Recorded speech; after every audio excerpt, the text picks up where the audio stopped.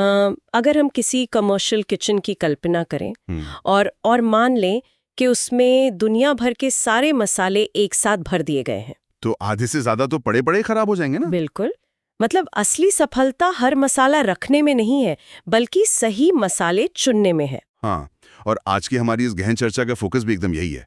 हम ये समझने की कोशिश कर रहे हैं कि पेंट स्टोर्स में ट्रेंडिंग शेड्स और डेड स्टॉक के बीच का जो असली बैलेंस है वो कैसे बनता है। हाँ, और हमारे पास जो आज डेटा है वो एकदम इस बात पर मुहर लगाता है। मतलब ये जो सही रंग चुनने वाला विज्ञान है ना, ये बहुत दिलचस्प है। मैंने नोट्स में देखा कि 80% बिक्री केवल 20% शेड से होती है। मतलब ये तो बहुत ही बड़ा आंकड़ा है। बिल्कुल। और अगर कोई पेंट स्टोर मालिक इस गणित को सही से पकड़ ले तो वो अपना इन्वेंट्री मैनेजमेंट सुधार कर मुनाफा 30 से 40% तक आराम से बढ़ा सकता है। अरे वाह। पर एक बात बताइए, ये 80-20 का जो रूल है ये काम कैसे करता है? क्या लोग अपने घरों के लिए नए या चटक कलर्स ट्राई करने से डरते हैं? देखिए, इसे साइकोलॉजिकल सेफ्टी कह सकते हैं।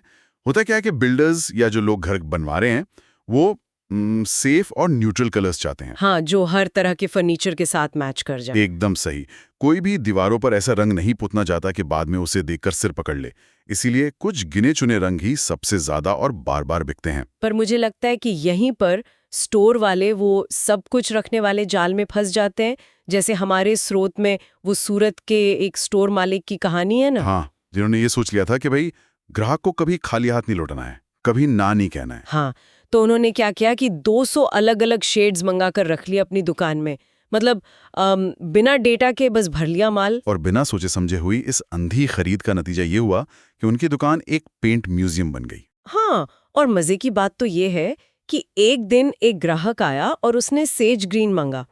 अब इतनी बड़ी इन्वेंट्री थी उनके पास, फिर भी वो खास शेड आउट ऑफ स्टॉक था। यही होता है। फिर तो उनकी पत्नी ने भी तंज कस दिया कि तुमने इसे पेंट म्यूजियम तो बना दिया है, पर ये सेल्स म्यूजियम भी बन गया है जहां सामान सिर्फ देखने के लिए रखा है, बिकने के लिए नहीं। और यही गलती ज्यादातर लोग करते हैं जो टॉप 10 शेड्स होते हैं ना, जैसे आपका ये सेज ग्रीन हो गया या गोल्डन बेज। वार्म टेराकोटा भी था उस लिस्ट में। हाँ, वार्म टेराकोटा और डीप टील भी। इनका स्टॉक हमेशा डबल यानी 2x रखना चाहिए। वही किचन वाले उदाहरण की तरह, जैसे नमक और हल्दी रोज चाहिए तो वो ज्यादा होते हैं। हाँ। और विदेशी केसर कभी कभार काम आता है तो वो कम रखा जाता है। एकदम सटीक बात है। पर मुझे यहाँ एक डाउट आ रहा है, क्या ये जो टॉप शेड्स वाला फॉर्मूला है ये साल भर एक जैसा ही चलता है? नहीं नहीं, बिल्कुल नहीं। मौसम के हिसाब से इन्वेंट्री बदलना ही तो स्मार्ट स्टॉकिंग की पहचान है। जैसे मॉनसून आता है तो हवा में नमी होती है, तो उस वक्त एंटी फंगल और एक्सटीरियर पेंट्स की डिमांड ज्यादा होती होगी। एकदम सही पकड़ा आपने। और वहीं गर्मियों में लोग घर के अंदर के लिए लाइट और कूल शेड्स मांगते हैं। चलिए, ये तो समझ आ गया कि आगे से मौसम के हिसाब से स्मार्ट स्टॉकिंग करनी है। पर जो डेड स्टॉक पहले से दुकान के किसी कोने में महीनों से धूल खा रहा है, उसका क्या करें? हाँ, ये एक बहुत बड़ी समस्या है। मतलब उसे अचानक बहुत सस्ते में निकालने से तो ऐसा लगेगा ना कि पेंट खराब है या दीवार पर चिपकेगा ही नहीं, ब्रांड की इमेज भी गिर सकती है। यही पर आपको थोड़ा स्मार्ट मार्केटिंग का इस्तेमाल करना होता है। उसे सिर्फ सस्ता बोलकर नहीं बेचना है। तो फिर कैसे निकालें उसे? उसे कॉम्बो ऑफर का हिस्सा बना दीजिए, या ग्राहक को ये आइडिया दीजिए कि घर की किसी एक दीवार को हाईलाइट करने के लिए वो फीचर वॉल बनाने के लिए इस खास शेड को डिस्काउंट पर ले सकते हैं। अरे, ये तो बहुत बढ़िया तरकीब है। हाँ, और एक आइडियल स्टोर में 60% माल फास्ट मूविंग होना चाहिए और स्लो मूविंग इन्वेंट्री सिर्फ 10 से 15% रहनी चाहिए। मैंने रिसर्च में एक और कमाल की बजट टिप पढ़ी थी, वो डिस्प्ले वाली, कि दुकान के बीचों बीच इस महीने के बेस्ट सेलर्स का एक बोर्ड लगा दें। बिल्कुल, और उन पॉपुलर शेड्स पर थोड़ा एक्स्ट्रा मार्जिन सेट कर लें, मुनाफा अपने आप बढ़ जाएगा। सच में। और जब हम इन सब रणनीतियों को असल दुनिया में देखते हैं ना, तो इसके नतीजे बहुत पावरफुल होते हैं।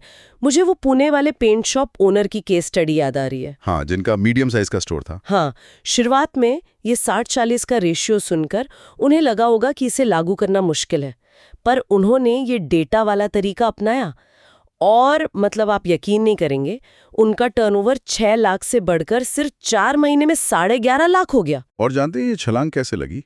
उन्होंने सिर्फ अपनी दुकान के अंदर बदलाव नहीं किए, उन्होंने बाहर के पूरे इकोसिस्टम का फायदा उठाया। मतलब इंटीरियर डिजाइनर्स और आर्किटेक्ट्स के साथ जो नेटवर्क किया था। बिल्कुल।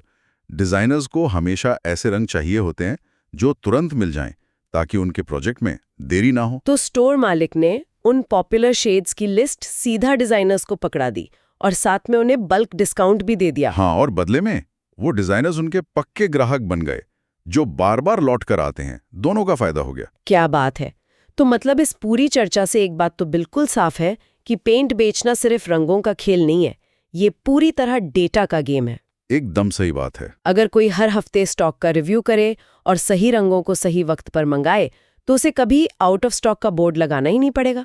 और ये जो रिसोर्स मैनेजमेंट का तरीका है, ये किसी भी बिजनेस को बहुत ऊपर ले जा सकता है। इसमें कोई दो राय नहीं है। लेकिन इस पूरी इन्वेंट्री और डेटा की चर्चा के बाद मेरे दिमाग में एक सवाल आ रहा है। कैसा सवाल? देखिए, डेटा हमें हमेशा पिछले महीने का सुरक्षित ट्रेंड बताता है, राइट? लेकिन आज का जमाना तो सोशल मीडिया का है। अगर रातों रात किसी वायरल वीडियो की वजह से कोई नया शेड ट्रेंड करने लगे, हाँ, आजकल तो कुछ भी वायरल हो जाता है अचानक से। तो क्या हमारी ये वीकली रीऑर्डर वाली जो प्रणाली है वो इतनी तेज है कि उस अचानक आई डिमांड को तुरंत पकड़ सके? या फिर ऐसा ना हो कि उस वायरल ट्रेंड के चक्कर में हम अंधाधुंध नया स्टॉक मंगा लें और वो कल का नया डेड स्टॉक बन जाए?